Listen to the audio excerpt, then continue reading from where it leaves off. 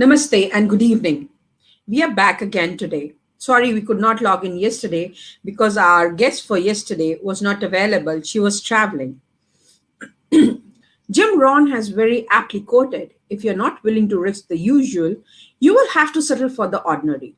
Our guest for the evening today, Holy Elissa Bruno, is a true example of hard work and dedication.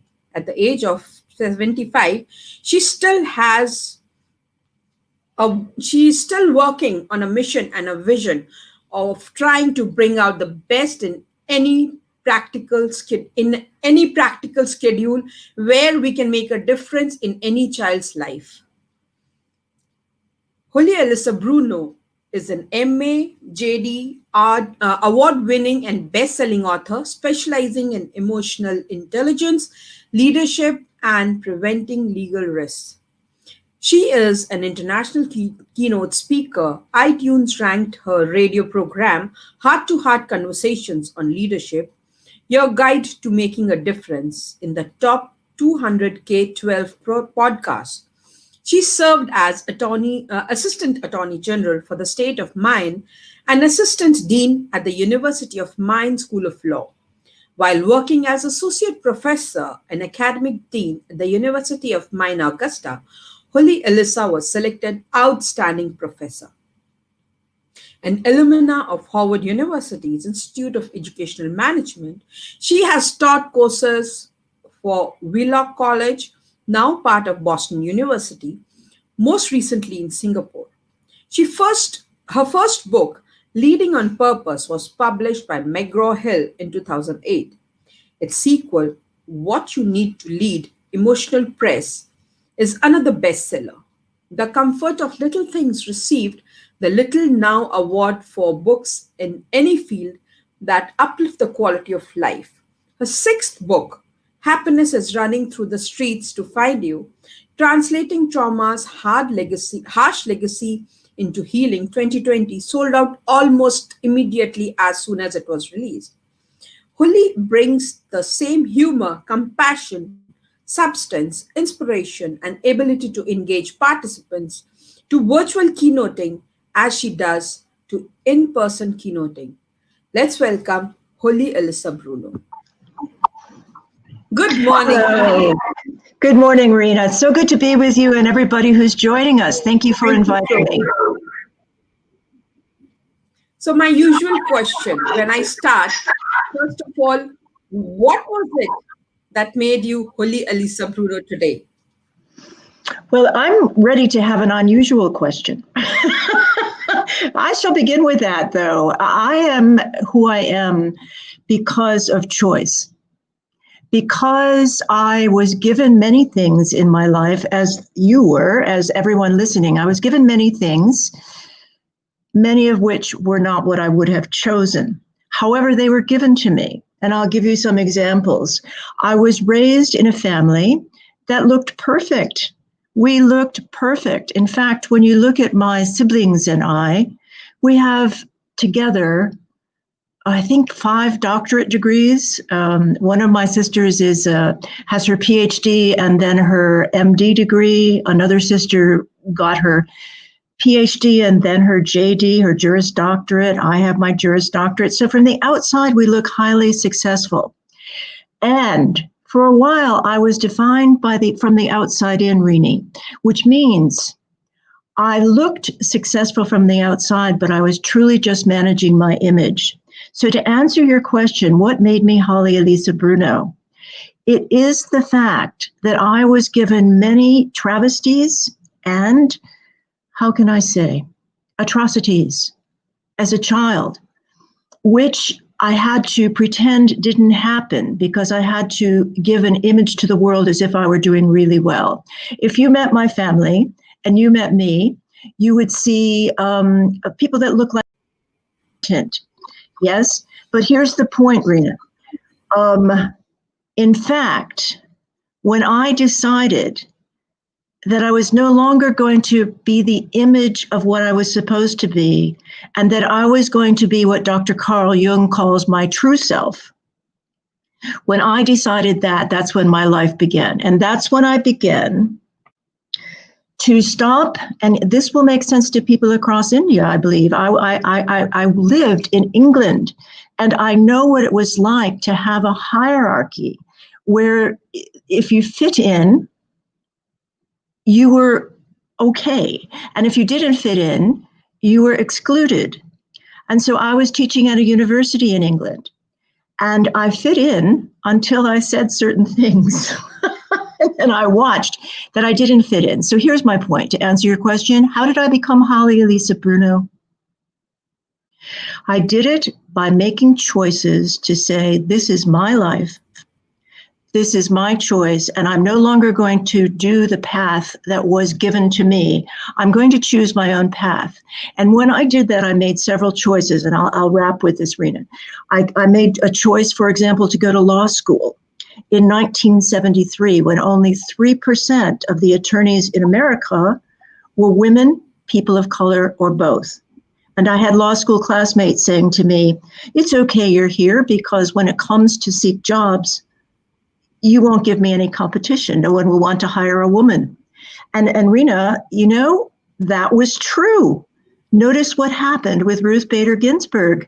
She was brilliant. She did far better in law school than I did. And look what happened. She could not find a position as an attorney because she was a woman. Now, fortunately, the same school that I went to for an undergrad, Rutgers University, Douglas College, hired her, and she began a career there. So in essence, I have made choices all along, Rena, to say, look, if this is whom I'm meant to be, then I shall become who I am, regardless of attempting to manage an image for who I should be. And so I'm going to tell you right now who I am.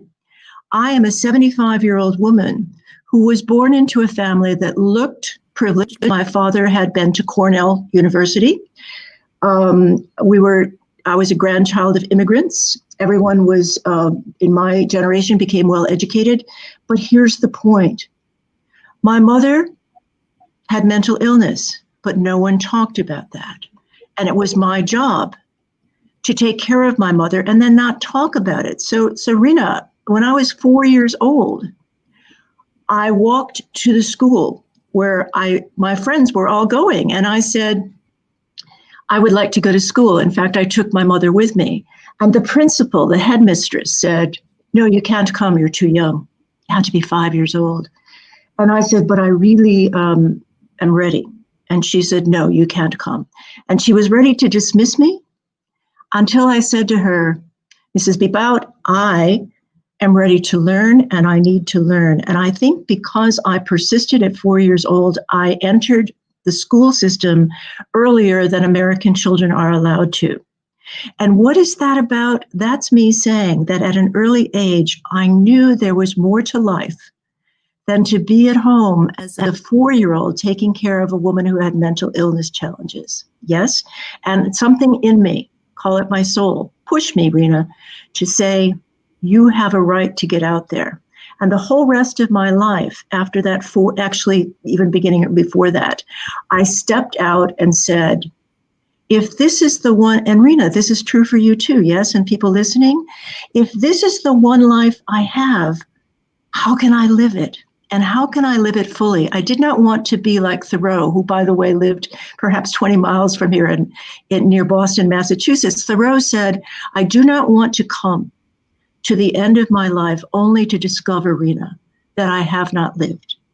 And so when you ask me how I became myself, I made choice after choice after choice to allow my strengths and gifts to develop, even though I was taught to not reveal who I was. And it's in the revealing of who I am that allows me to connect with people. You and I would never have met had I not perhaps written this best-selling book, Happiness is Running Through the Streets to Find You.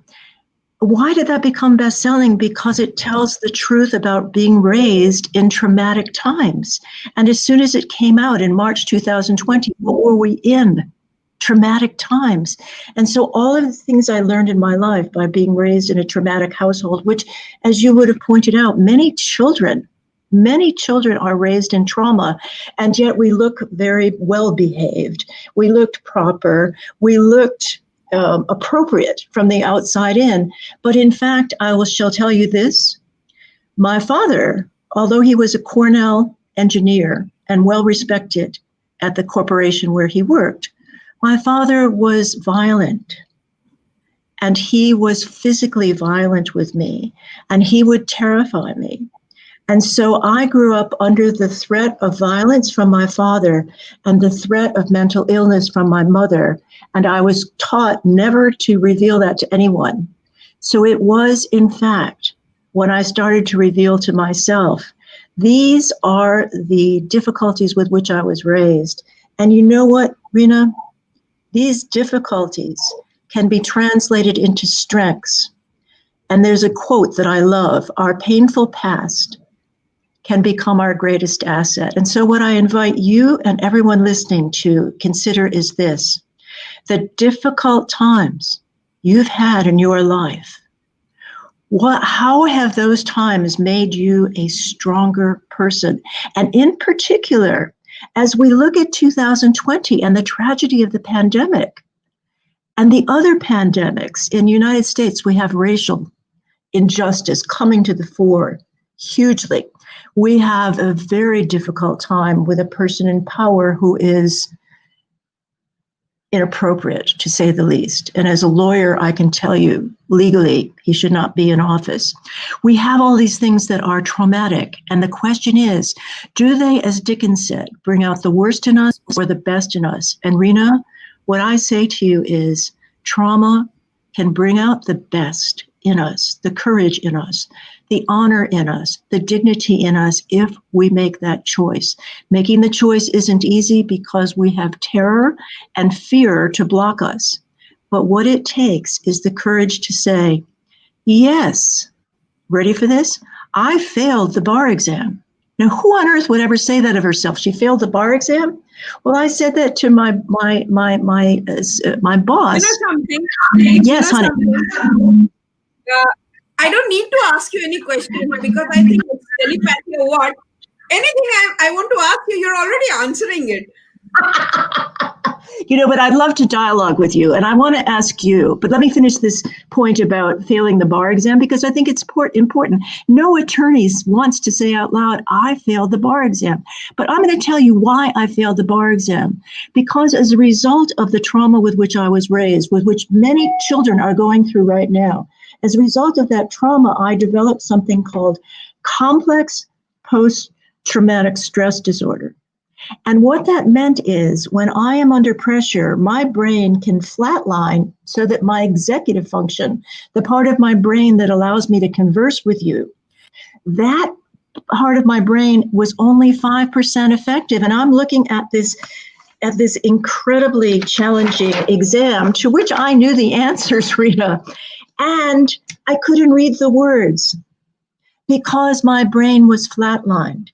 That is a challenge that comes to us when we are traumatized. And how do we get to the other side of that? It is with courage. And so what I did was, the second time I took the bar exam, I was fully prepared, fully confident, and of course I passed it. But that took a choice, Rena. It took a choice for me to say, I need to look into the jaws of the fear that comes from being traumatized. Look into the jaws of that. Ask for help with that, and then face each moment as it came as a choice between terror and courage. And everyone who chooses courage is therefore able to make a difference. And so I invite you, Rena, to tell us, when have you chosen courage in the face of adversity? And that has made, as Thoreau says, all the difference in your life. For me, I was brought up in a family where we were 4 siblings, me being the eldest. Yes. And after my dad, I was born. So I was raised like a boy. My grandfather, my grandmother, my parents, they did not put any restrictions on me. I was allowed to play. I was allowed to do anything I wanted.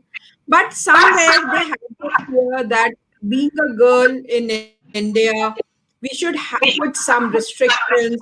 There should be something. I was married when I was 23. I was doing my graduation when I got married. And after marriage, my husband asked me, "Do you want to study?" I said, "Definitely, I would love to." Since then, till date, he has never stopped me from doing anything. He has never stopped me from studying. Today, I am whatever I am. It is because of his support. It is because of the trust he had in me that yes, I can do it. Andrita, thank you for sharing that. You have just identified something crucial that a number of traumatized children have said when they become adults. Not that you were traumatized, but here's the point. If we have, and here's what the research says, it comes from Harvard University, it says, if we have just one person in our lives that believes in us totally, that unconditionally says, you, Rena, can do whatever you want to do, then we can internalize that person's confidence in us, and we can become what we are meant to become. And I again invite people who are listening, who was it in your life, like Rena's relative, her grandfather, who had faith in her and confidence in her and said, Rena, you can become anything you want. Yes, you are female, but I still see your intelligence and your gifts. Who is it, listeners? Who did you have like that? And I shall tell you, as you're considering your person, I did not have that in my family as Rena did. However, when at 4 years old, I walked myself into school and said, yes, I'm going to become a student. And finally, the headmistress said, oh, all right. Oh, we'll take you. Not that she was happy about it, but there I was. And she said to me, you have to perform. And if you can't perform, I don't want to see you again for another year. Well, of course I performed. And then this great gift came to me. And it was like your grandfather. Within a few years, Rena. My grandfather was like, I was 5 years old when he sent me to a boarding. He said, no, now you go. You have to do it. Beautiful. He said, because he believed in you, Rena, and I had Dr. Michael Ganta, to whom I have dedicated some of my books, who said to me, when I was a young child, he looked at me and he said, you are a very special little girl, Holly Elissa, and someday you will make a difference. Now, I had never heard anything like that in my life. Traumatized children hear, what's wrong with you? Traumatized children hear, why can't you get that right? Traumatized children hear, you're not adequate. That we hear all kinds of what we are not. For me to hear someone say, you are gifted, you will make a difference, that entered my heart like a torch, like a flame, and I kept it there forever.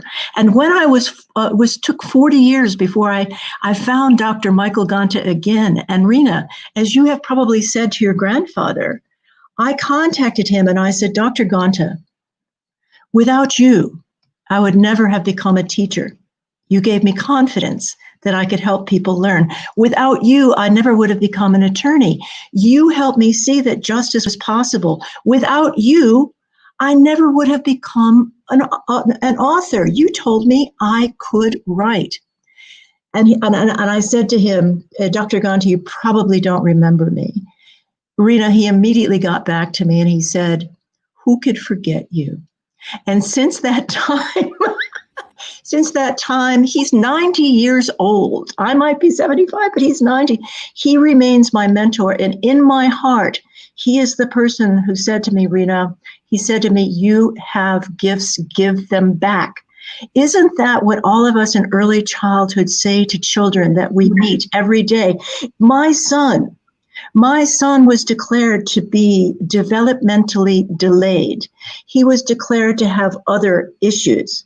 And today, my son respects himself, has confidence, is excellent at what he does. Now, yes, he has restrictions, but here's the point. He and I and his teachers looked at him and looked at Nicolo and said, where are the gifts in him? Not where is this problem in him, but where are the gifts? And Rena, every time we look at a child and say, what's right with you? What's lovely about you? What can I learn from you? That's when we help the child unfold to become who she's meant to be. And again, to the listeners, I invite you to think, who was it that was your Dr. Ganta? Who was your grandfather, if you were Rena? Who saw you with potential? Honor that person, and now step back and do what you probably do well. And ask yourself, with each child who comes before you, how can you honor that? Yes. I was once teaching in grade 5. I saw a child who was very intelligent. He was doing perfect in everything except for studies. That is where I started thinking, if he can take up sports, he can take up activities so well, he can take studies also. But we need to change our way of teaching. That is tell me more, sweetheart. What would it mean to change your way of teaching so as to be able to honor the intelligence of that child? What I started doing was, I started thinking, if he is taught in a different manner, if everything is explained to him with a practical example, he can pick up things. That is where I started teaching in a very different manner. That is where I started developing interest for helping children with special needs and children with learning disorders.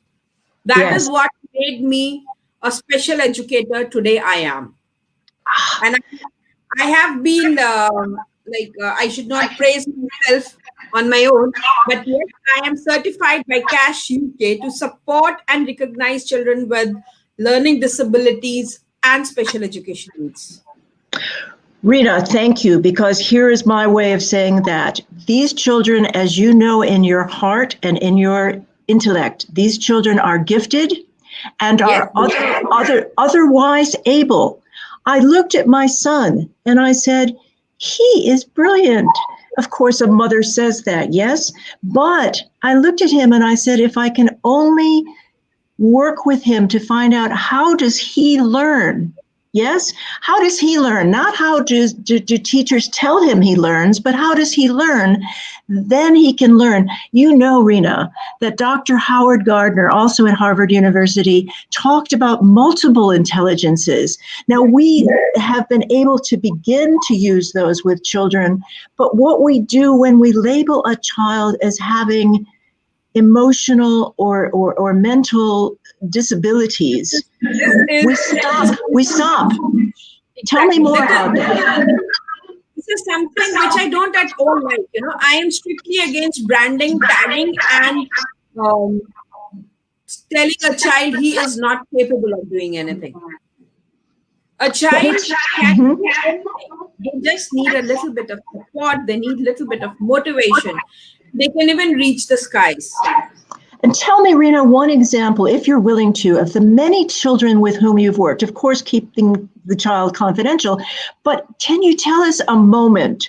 Because teaching is about gifted moments where the teacher and the child honor each other.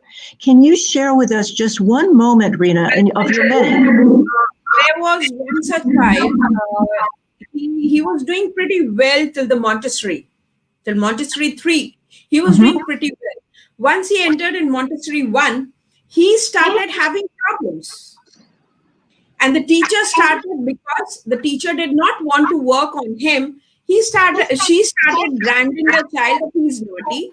He is not attentive in the class. He is not doing things as I tell. One day we were teaching, and I told him to read some lines. He straight off said, "Ma'am, you repeat.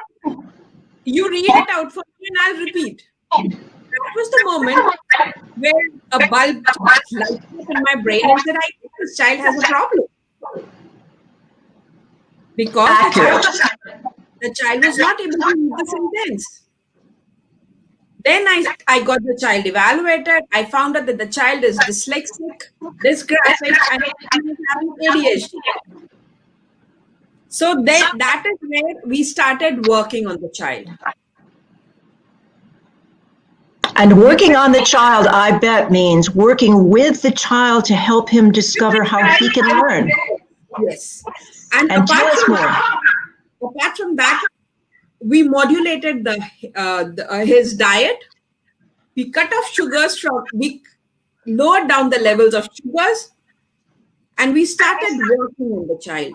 How we started counseling the parents. You need to follow this proper diet regime. You need to do this. We gave them certain exercises which they had to do with the parent, where I requested the parents to get involved with the child. Today also, the child has grown up, but still the child has problem in writing because he's dyslexic and dysgraphic both. And yet there are dyslexic and dysgraphic kids. They can dyslexia and dysgraphia. It cannot go, but it can be improved. So still the child is working on it. Now the child is working on it. Beautiful. And look what happened, Rena, in that one moment when you listened to the child and you said, yes, you're having difficulties, but I see in you promise. And I am going to help you find out what the challenge is. And then we're going to do two things, Rena. I heard you say two things. One, we will get you the help that is known and acceptable, but we will also look at all of the additional ways in which we can support you. Nutrition, yes. Nutrition is huge to children on the spectrum. It's huge. I myself, when I eat sugar, I can become very distracted. However, when I am exercising, all of these things, which we help children do, when we help them, you probably help this child physically dissipate and get during lockdown, the kids are not allowed to go out. There is so much of energy in the child. The child is just busy either sleeping or doing things which are completely distracting him, or he's playing games on mobile. So what we decided was we will involve him in some physical activities. Excellent. I gave him different tasks where 100% physical involvement was there. Beautiful, honey, because yes, go ahead. They are bundle of energies. We just need to place them properly. We need to direct them to a proper direction. Look, you're exactly right. And you had the wisdom to know that. And guess what? We have people in India and in the United States. In fact, at the beginning of lockdown, I worked with people across India who lived in high-rise buildings, lovely apartments, but apartments. And the children could not go outside. And so what we worked on is building within, or creating, not building, within whatever environment, learning environment you have, whether it's a classroom or a living room, creating an active play space where a child can do things physically. My son can have a great conversation as long as he's ambulating, as long as he's walking. But Rena, if you sit him still, he has a very difficult time having a conversation. And so what you're saying is accurate. We need to find out what children need and then facilitate that becoming possible. Give us another example, if you will, of when a child had other ways of learning, perhaps was labeled as disable, but you looked at that child, Rena, and you said, if we can help this child find her own way to learn, she will learn. Can you give us an example of that? Yeah, I can. I have instances where I have seen children, basically children with, I call them star kids. These star kids, they are basically auditory and visual learners. So what I suggested and what we did was the child used to listen whatever we are teaching them. And then they used to write it. So this is how, there are so many, there are in all, I think there are around 34, 35 strategies which we can use to improve their skills. But not everybody does. Rena, I want to say to you, what you're doing is brilliant. And here's what I translated that into. I translated into one word. And educators, parents, we all need to take this word into our heart. And the word is hope. Now, hope, if you look at the 4 letters, simply means hold on, pain ends. But hope also means keeping our 4 things, Rena. 1, keeping our sense of humor. And humor is nothing but perspective on the moment. If I can laugh at myself, I can, and parents and educators listening, we can reset our brains from the primitive autonomic system into, and Rena, you know this so well, the executive function. Humor gets us back into the most functional part of our brain, the prefrontal cortex. So H stands for humor. O stands for originality. Each child has gifts in her. Each parent has gifts. Each teacher has strengths. If I am imitating other people and doing it the way they have told me to do, that might not work.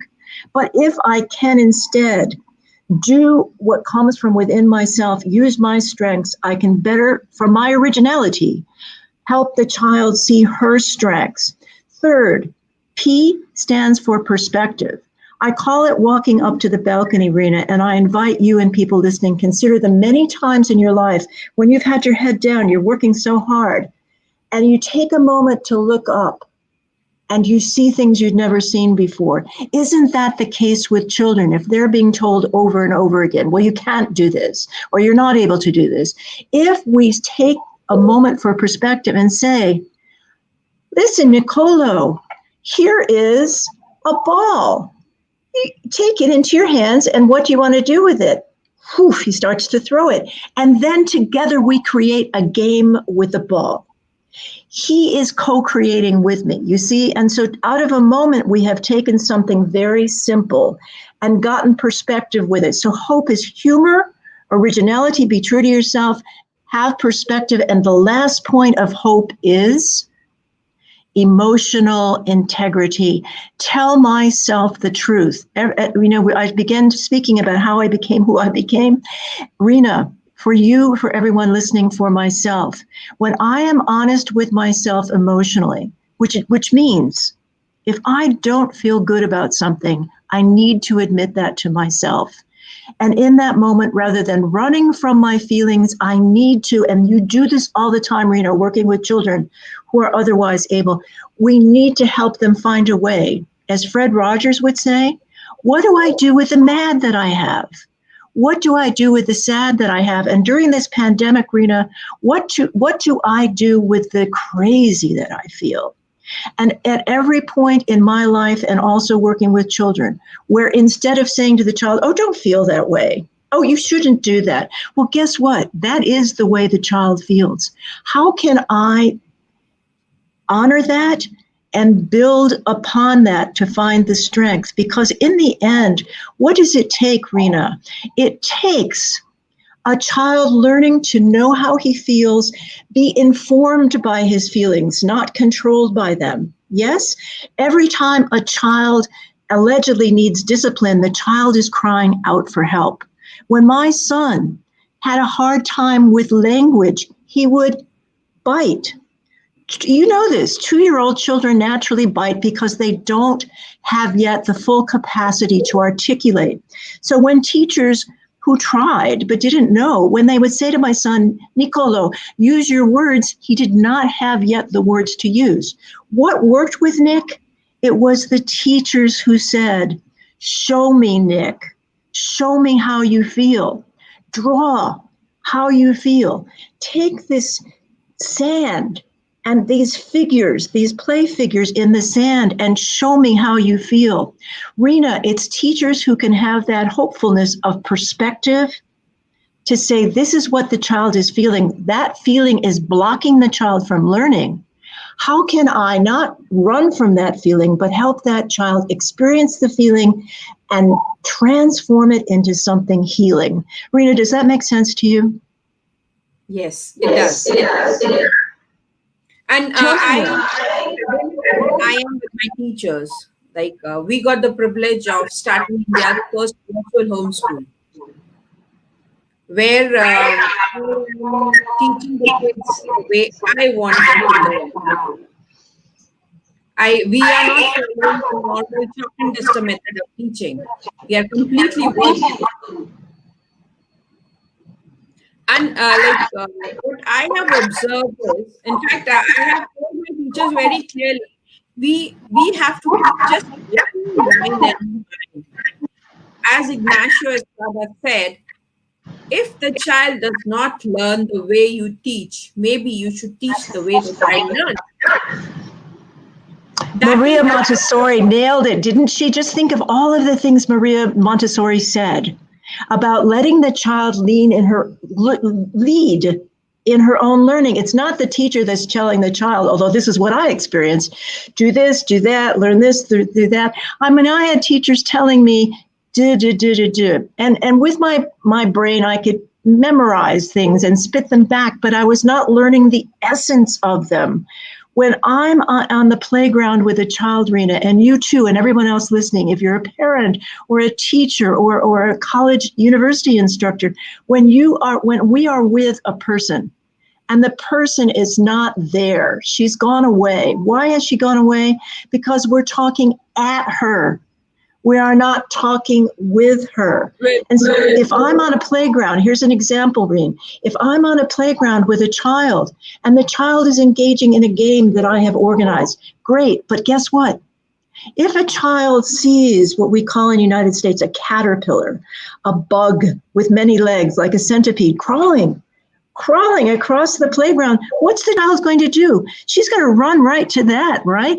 And in that moment, this is what we call emergent, and you know this so well, emergent curriculum. That child in that moment is telling me, teacher, I don't want to do the game you've got. I've learned that one. I've got that down. But what I want to learn is how can this creature move with so many legs? I've got 2 legs. I had to master walking with 2 legs. How can this creature walk with 100 legs? That is what the child's curiosity is saying in the moment. And that is where we need to go. Rena, can you give us some examples of that? Because you have done this, I'm sure. Yeah, what we are,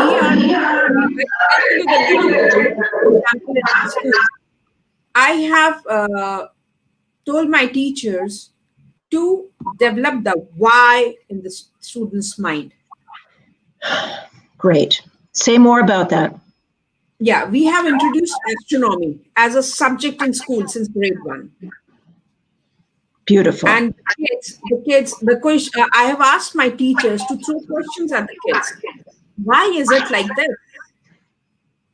I have told them to give them questions, not answers. Yes. Oh, Rena, I want to say something that Rilke said, and you know this so well. Rilke said, and I put this in one of my books that was a bestseller. He said, I wrote this book for leaders of early childhood organizations, and it's called What You Need to Lead. And the last question in the book comes from Rilke, and it's exactly what you're taught your teachers. It is, learn to love the questions. Don't run away from it. Don't run. Because what do we want children to become? I want them to become their true self, and I want them to become lifelong learners. I mean, you introduced me as being age 75. People look at me and they say, you're not 75. I say, well, yes, I am. I have been on Earth for 75 years. And guess what? Until the moment I leave this Earth, and perhaps afterwards, I am going to be learning. I am learning more now at age 75 than I've learned ever before. We teachers, we are eternal learners. Absolutely.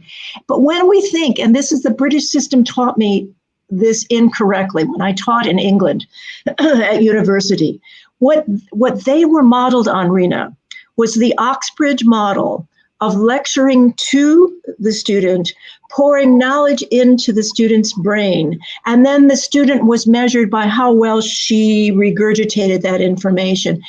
Children can master that, most of them, but that does not allow the child to master herself, nor does it allow the child to greet life when life gives her problems. This is a pandemic. Rena, what I want children to learn and to practice in the pandemic is, how do I deal with my losses today? Not how do I quote something to you, but how do I deal with the fact that I lost my uncle the first weekend of the lockdown, and I miss my uncle dearly, and I could not be with him. I could not be with his wife and his family to grieve. I want children to say, teacher, I'm sad. I'm very sad, and I don't know what to do with my sadness. And I want the teacher to say, I don't want the teacher, Rena, to say, oh, don't feel sad, you'll get over it. I want the teacher to say, you're very sad, I hear you. And let's talk about why you're sad. Your point about why. Why are you sad? What will you miss most about your uncle? Oh, he's the one that took you to the theater and you loved being beside him. He's the one that held your hand. How did that feel? Oh, you felt safe when he held your hand. You know, your uncle, as you said, and you're so sad, can't hold your hand. Who else do you love that loves you that you might say, could you hold my hand with me today? And what does the child say? Teacher, would you hold my hand? And there it is, Rena.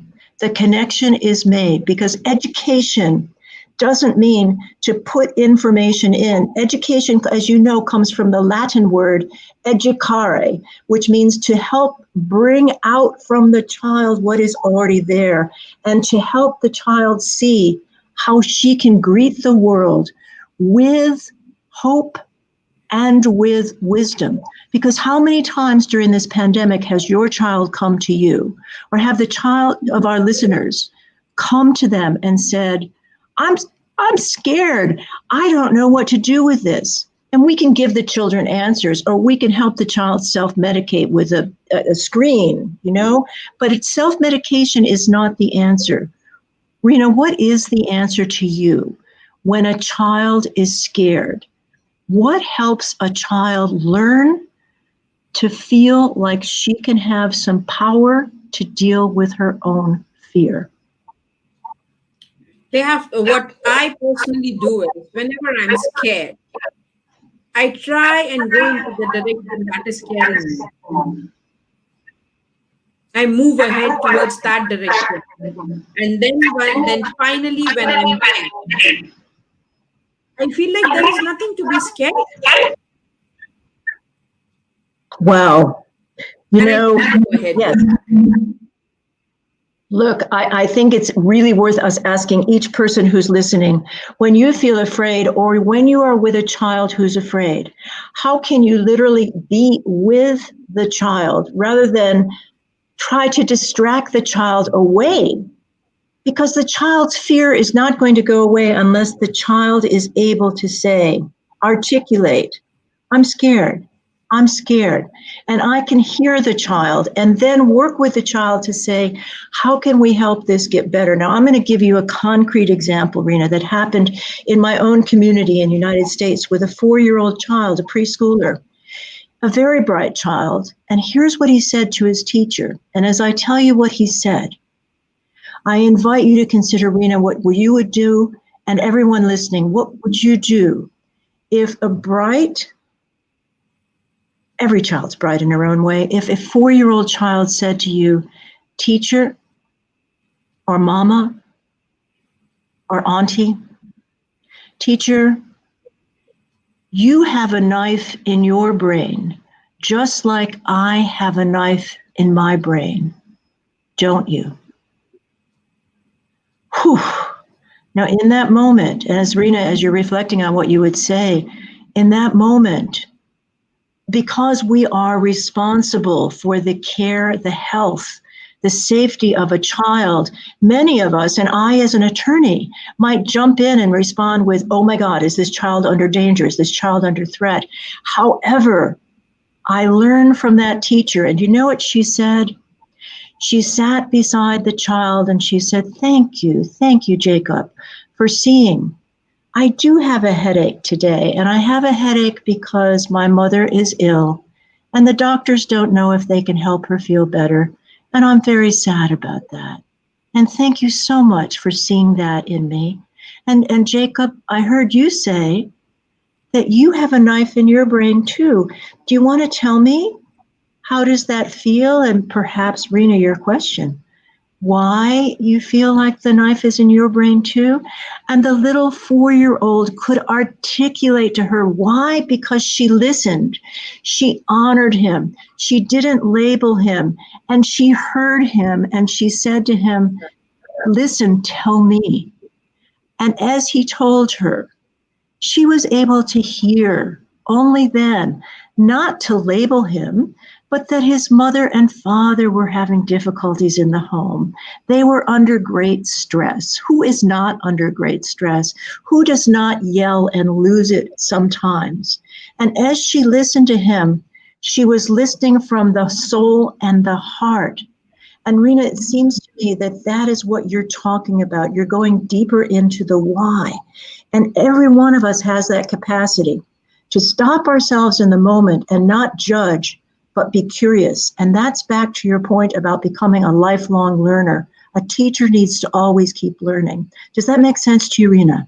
Yes, it does. And what you just said, we don't need to label, brand, or tag a child. Whenever I'm going for a talk or I am giving presentations about hidden difficulties, I never call it a disability. I Thank you. always call it a difficulty. Whenever I'm giving a talk on hidden difficulties, I tell the parents, the teachers, the principals, don't block the path of the child that leads towards you. Because until and unless they start confining and trusting you, they will never open up. They will never be what they actually are. Rena, thank you, because what you have just said is the center of education. It is seeing, opening, being open to possibility rather than closing to what I don't have. I do a session entitled, What's Right with You? Because so many children internalize the statement, what's wrong with you? What's right with you says, as I would say to my son, Nicolo, let's look at how else might we do this? Mama, I can't do it. Okay, well, let's try something else. Mama, I can't do it. You know what? I worked with my son, and the gifted teachers worked with my son until he was able to say, because he had difficulty with large motor skills. He couldn't, even with Legos, he had trouble putting them together. And I thought, oh, I'm doing great. I've got these things he can manipulate, but he wasn't able to. And here's what my son taught me as we moved from my expectation about what he needed to my listening to his expectation. I gave him something he could then hold on to and use, and he could teach me how to bounce a ball, and we could bounce the ball between us, and he could catch that ball, whereas he couldn't make connection with Legos. Rena, my son, taught me something that I've put in all of my books because it was so touching to me. We learn from the children, yes? And what he said to me was, when he couldn't put the Legos together, instead of saying, I can't do it, Mama, he said, silly me. Silly me. And Rena, at age 75, when I can't understand what someone's saying because my own brain is getting exhausted, rather than say, stupid me, or some sort of self-abusive phrase, which I really did learn as a child, to beat myself up so I could do better. No, that's not what helps me do better. What helps me and everyone, I believe, do better is to have self-compassion and to say, as my son said, at age 4, my son is saying to me, Mama, silly me. Yes, Nicolo, silly me. I apologize to you. I brought out the Legos, and what you really wanted to play with was your ball. Let us do that. And what can you teach me today about working with this ball? Mama, when I'm angry, look, he's talking about how he feels. When he was a child, he bit because he couldn't talk about it. Mama, when I'm angry, I squeeze. Wow. Is that not transformative? And Rena, today, if someone were to judge you as the adult that you are, if someone were to negatively judge you, how would you respond in the moment? That person knows. Thank you. Thank you. Thank you. Isn't that what a child is saying if we're telling a child, no, don't do that? I mean, children need boundaries, no question. But if instead of saying to a child, well, you can't do that, instead of that, say to the child, tell me how you see that. Tell me why you think the water flows like that. I don't know, teacher. Well, let's find out together. How can we channel the water? Let's see, how can you make the water go in a different direction? I don't know how to do that, teacher. Well, let's look. Let's go outside and look at where the water runs and how it is that the water gets channeled. Okay, we go outside and what do we see?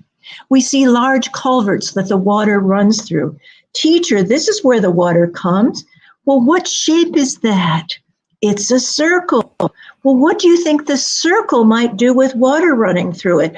I don't know, but I want to try, teacher. Look at the difference. Within a few moments, that child has gone from saying, I cannot, to, oh, I get it. I know what a circle is. I can use a circle. Teacher, let's find a circle. One example where Yes. a child started running away from mathematics, and one of my teachers, the mathematics teacher, she developed that interest in him. And the child says, How did she do that? She started from the basic. She was not tagging, branding, or labeling the child. She was working on the skills. My mathematics teacher, who is teaching the senior section, I have told her very clearly that this is how you're going to do it. And she is following it. She has to develop, first, she needs to win the trust of the child. The child once starts confining in the teacher, then the child learns whatever the teacher teaches. Beautiful. And That your is point how we are there, working. that is powerful because, Rena, you've just identified another key principle of learning. Learning comes through trust. What all of the research on this, as you know so well, says, children learn through relationships. They don't learn in a vacuum. If the child feels that the teacher respects the child and the child's way of learning, the child will be freer to discover. There is a poem by Robert Frost that I adore, and we all know it. It's the poem about good fences make good neighbors.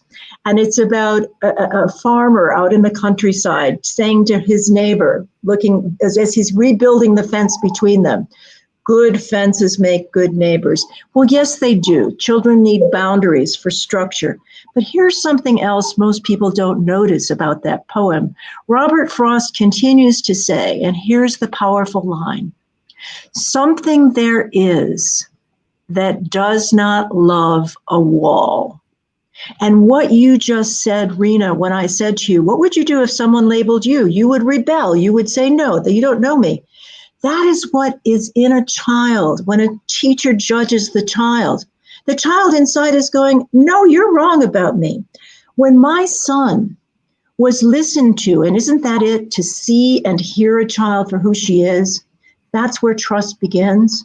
When my son was labeled in the classroom, he would, and I'm going to admit this, my son would destroy the classroom. He would go around and mess everything up. When my son was listened to and the teacher saw him and she could tap into his strengths and say, Nicolo, could you help us? Could you help us do the following? And it was usually something active because he was an active learner. Nicolo, could you help us shape the letter Z? He could do that. The letter Z, he could do that. But if someone asked him, draw the letter Z, he couldn't do that. It took him a longer time to develop those skills. And the teacher Right. that got him said, he will get cursive writing when he is ready. And she was right. And so, Yes, Rena, and what is this? Go ahead. that is exactly what we need to do as teachers. In our kindergarten, we have still not started writing. We are introducing how to understand sleeping lines, counting lines. We are doing that. Beautiful. Beautiful. In fact, I went back to my own experience as a child because here's the truth. My parents, both of them, although bright, were unable to teach me. My mother had this difficulty with mental illness, and she did her best to just stay sane. Now, she was a beautiful woman. The world didn't know she was struggling. But in the home, she struggled. So she didn't have the capacity to teach me. My father was always an important man off at work, and he didn't have the patience to teach me. So I taught myself. I taught myself how to read and how to write, and this was before school. And so I said, B. What is B? The letter B? Oh my goodness. I shall draw a bumblebee. And so Rena, I created the letter B out of a bumblebee. Out of the wings of the bee became the loops of the bee. And you see what I'm saying here is that wasn't the perfect letter B, but it helped me make sense. And then when I found teachers like Dr. Ganta who could say to me, "Hi, Elissa, Jason over there is having trouble with math. Can you help him?" Now, I didn't feel like I was gifted at math, but Dr. Ganta saw that I could appreciate the gifts in other people. Some children have that capacity. Don't tell me that some children don't have empathy, especially a child raised in traumatic situations like today. The research says, Rena, and you know this, that children raised in trauma become gifted at reading nonverbal behavior. And when Dr. Howard Gardner talks about social emotional intelligence, he is talking about the ability of a child to read beneath the lines. And isn't what you're doing in your school, and isn't what we're all doing with ourselves and with children, inviting them to go beneath the surface, not to just memorizing like a robot this, but instead to saying, where did that letter B come from? And if I were to look at this in Sanskrit, how would that look different? And look at the discovery that the child goes on. Look at the child going on the discovery to look at where does language come from? And maybe one day, Rena, maybe one day we can look at the photographs of those wondrous primitive designs in the south of France, where people who didn't have written language yet formed drawings on the inside of caves. And what were they drawing? They were drawing animals running. And those animals, the moment we look at them, tell us about motion. There's a whole lesson in just looking at those animals. And so the point is, go deep, Rena. That's what you're saying to us, isn't it? Go deep with the child. Greet the child where she is, and greet the child where she wants to learn. And Maria Montessori, do you know how she became? I'm sure you know this. The story, everyone listening. Do you know how Dr. Montessori became Dr. Montessori? As a woman in Italy, before women were allowed to pursue PhDs, she applied as M. Montessori, not as Maria Montessori. And her grades were excellent, and so she got in. And that's how she became a doctor. When my sister Lynn was in medical school at Johns Hopkins, she was ahead of me. And she, at the time, they didn't believe women should become doctors, many people. And she had a professor at Johns Hopkins who put her in front of the class. I mean, she'd already graduated from an Ivy League school. She had done well, but she was working on her PhD in neuroendocrinology. And this professor who wanted to shame her put her in front of the class and kept putting up slides of parts of the anatomy until she made a mistake. Until she made a mistake. And when she made a mistake, he said to her, you see, perhaps becoming a doctor is not what you are meant to be. She, like you, responded with anger. Not only did she complete her PhD, she went on and got her MD degree. And what's the point here? The point is, when we tell someone you can't do it, something there is in us, Rena, that does not love a wall. Yes, we need boundaries, but someone telling us what we can't do, we're going to rebel. And the people who have done the best in life, Thomas Edison invented, he brought light to us, right? Like Prometheus. What he did was he said, I failed over and over and over and over again, but I didn't quit. And here's the point, Rena, and I want to ask this to you in a question. How have you worked with a teacher or with a child who was ready to give up on herself? Because we get ready to quit on ourselves. How have you worked with a person ready to give up on herself, ready to say, I can't do it, and help that person get through that? It was me when I decided I cannot do it anymore. What did you do? I said, if I cannot do it, I didn't want to do anything. There was a moment when I quit doing everything. I'm not going to do anything now. I can't do it. Then one fine day, seeing these problems, I decided if I can give up, I can take it again. There was a time when I was in New York. I used to travel through local. I was traveling in local trains, and once I had fractured my shoulder, and I was very, very bulky. It's my personal experience, I'm sure. I got down on the station, and I saw 5-6 boys laughing at me because I was very tired, and I could barely walk. That is where I decided, now I have to take control of my own life. Enough of giving up. Now I have to come up and do whatever is possible and good for me.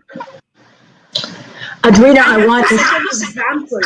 Correct. And I want to ask you, excuse me for interrupting.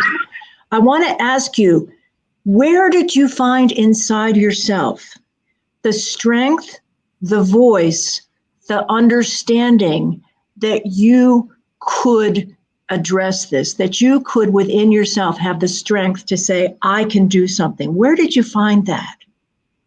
My husband. Tell me more. He said, you're just getting worried about it. I know you can do it. Please do, go ahead. I'm there supporting you, and I will always support you for that. And Rena, what does that teach us about teaching? You should never give up. Yes, and how beautiful it is. It's back to the research, Rena, that says if just one person beyond ourselves believes in us, your husband said to you, don't give up, I believe in you. You took that to heart. It's like Mr. Ganta saying to this young child, me, saying, you're a very special little girl and someday you're going to make a difference. Isn't that the essence of teaching, Rena?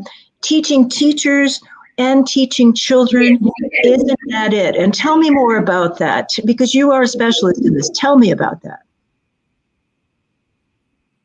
I am still learning. I'm still learning a lot. I believe that if we give our kids a proper platform, by platform I mean the support they require,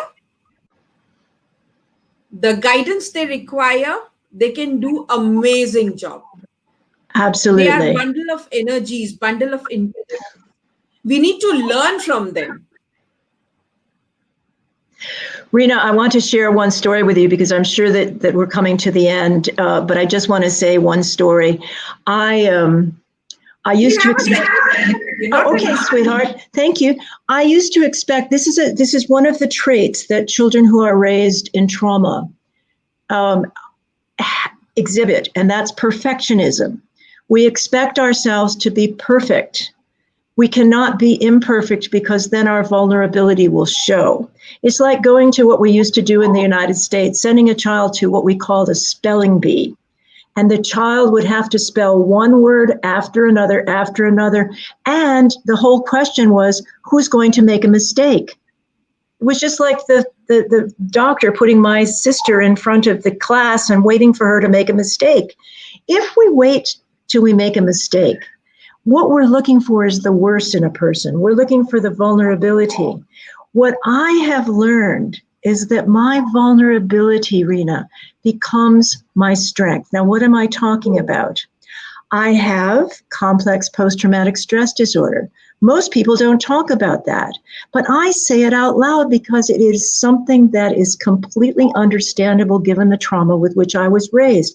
Here's a fact. In the United States, an unpublished study, well, I don't know this about India, an unpublished study says that 58% of early childhood professionals has ourself experienced trauma when we were children. So if we have experienced trauma and we have been terrified, how can we turn that not into pretending I'm not afraid, I'm totally strong? How can we turn posturing into vulnerability into strength? See that process? Vulnerability into strength. When I say, I don't know how to do it, that's a strength. When a child says to me, silly me, that's a strength. Then here's an example.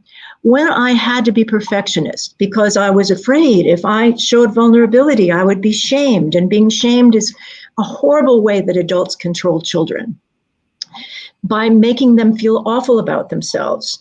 And so here's what happened. I was giving a lecture. Now, I don't particularly lecture. I interact as you and I are interacting as equals here. You know, you ask questions, I ask questions. We learn from each other, yes? So I was in Boston, Massachusetts 20 years ago, giving perhaps 25 years ago, giving a keynote address to professionals. And it was being translated, my speech was being translated into other language, and I needed to be articulate. And here's what happened. In the middle of sharing all of this data, in the middle of asking questions, in the middle of a presentation that was going very, very well, people were engaged, people were fascinated, people were learning new things. I stopped being able to think. I couldn't think straight. And I got terrified. Now, what I didn't know at the time, because I didn't understand at the time, is that this is a very typical thing that happens to people who've been through trauma. We can get triggered by something, just like a child can be triggered by a snake or a cat or a dog's bark. That can terrify the child if the child has had a trauma with any of those animals. In my case, something triggered me, and my brain went into this alert, couldn't think straight because it was just went into survival mode. What I did in that moment was exactly what you did, Rena, when you were feeling bad about yourself. There I was in front of hundreds of people. I wanted to melt into the floor. I wanted to cry because I couldn't put my thoughts together. And what I did in that moment was I reached deep inside of myself, deep down to my soul, and I listened. And what I heard was, tell the truth. Tell your truth.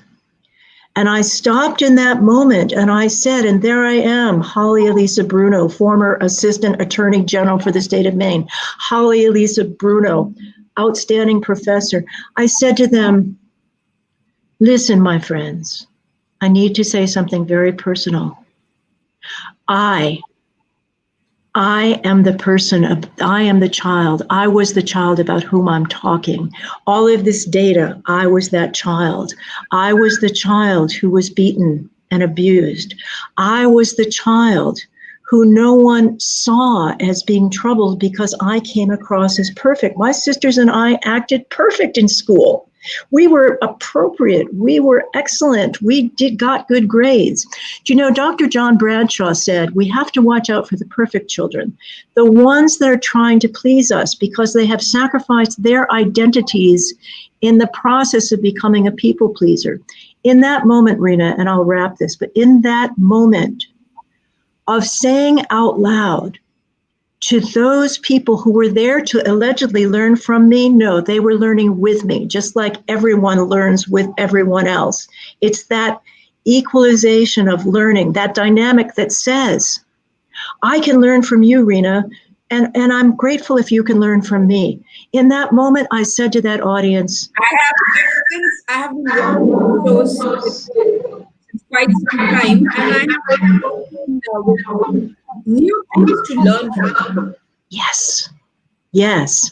And every time someone comes to me with a vulnerability, they're bringing me a strength. Rena, being able to say out loud, as my son said, silly me, Mama, I can't do this. Okay, Nicolo, let's get something that you can do. Let's get something that you can do, and you can teach me how to do it. And as you teach me, your confidence comes back. And Rena, for me, the lesson I learned from that has been carried with me from that for 25 years. And the lesson was, and it's back to this point about hope, emotional integrity. Emotional integrity. Tell the truth. If there's something I don't know, say it. When I became 75, I said it. Why? Because it's the truth. People look at me and say, well, you're 75. You shouldn't be doing this and that. What I say to them is, why not? Why not? And isn't that what we're saying to every child that comes before us? Yes, this child is paraplegic. That's a label. The child has brilliance inside. Let us find it. And Rena, in your profession, just give me one example of how you've, please, if you would, worked with a teacher who perhaps was closed down and didn't see a possibility in a child and was saying, this child is impossible. Many of us have gotten to that point, right? Oh my God, I can't do anything with this child.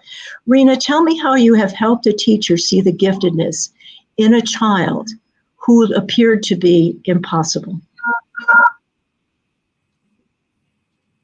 I have a child who is he has too much of mood swings. What he does is, if he likes the teacher, he's okay with the teacher. If he does not like the teacher, he will not only attend his or her class. So I told the teacher, make the class interesting that the child waits for you to come back. Cannot wait, gets excited, wants to be with you. Yes, yes. And the teacher is, ma'am, is that possible? Definitely it's possible. You should know how to handle the child. Once the child, because kids, we are too bossy on them. We are bossing around on them. We are shouting on them. We are just saying you all negative things about them. He or she will give up. Rena, that is something, which really affects a child's psychology. exactly. And Rena, I have another question for you. And the question is this: how have you, in the moment, learned something about yourself that you didn't know, that you were able to put into effect to help others? And I'm going to give you an example of that. It's in the moment, owning that there's something that I don't know, and saying that to a child, and the child accepts that. The child learns here's the deal, Rena. I've often said, we are the child's curriculum. Yes, Maria Montessori has a brilliant pink tower. She has all of these things, and yet the children are watching us adults to see how to live life. And in particular, traumatized children are watching us to see, how does Ms. Rena, how does she deal with adversity? How does Ms. Holly deal when there's a shooter in the school? Does she go crazy, or does she instead say, children, we have practiced how to do this. If there's a threat in the school, we all know what to do.